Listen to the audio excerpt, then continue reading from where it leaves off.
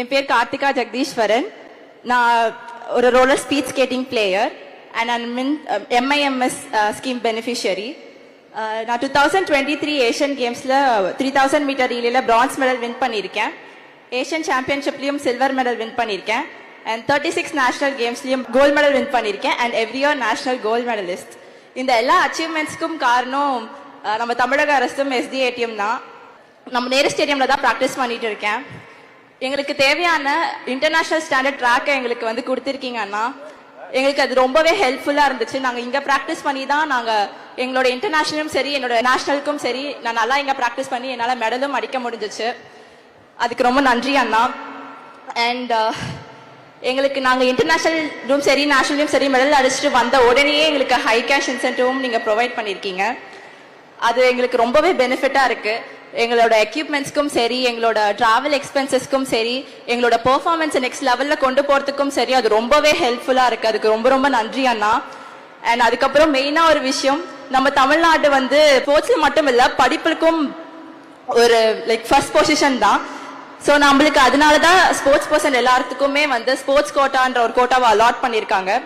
அதன் மூலியமா இந்த வருஷம் ஸ்போர்ட்ஸ் கோட்டாவில் ஃபர்ஸ்ட் பொசிஷன் பெற்று 1250 பாயிண்ட்ஸில் எனக்கு அரசு ஸ்டான்லி மருத்துவக் கல்லூரியில் மெடிக்கல் சீட் கிடைச்சிருக்கு.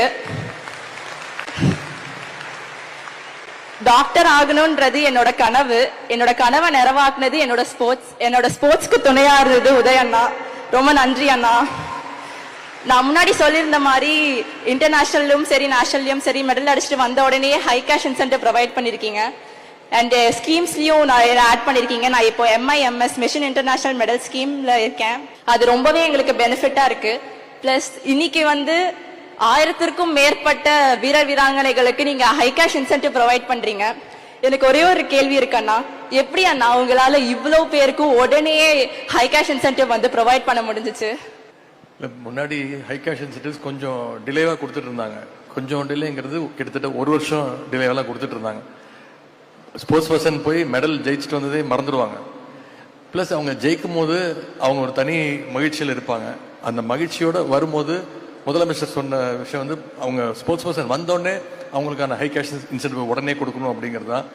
அதனால தான் எங்களோட எஃபர்ட்டில் இந்த மாதிரி நிறைய என்கரேஜ் பண்ணி இப்போ நிறைய ஸ்போர்ட்ஸ் பர்சன் வந்திருக்காங்க.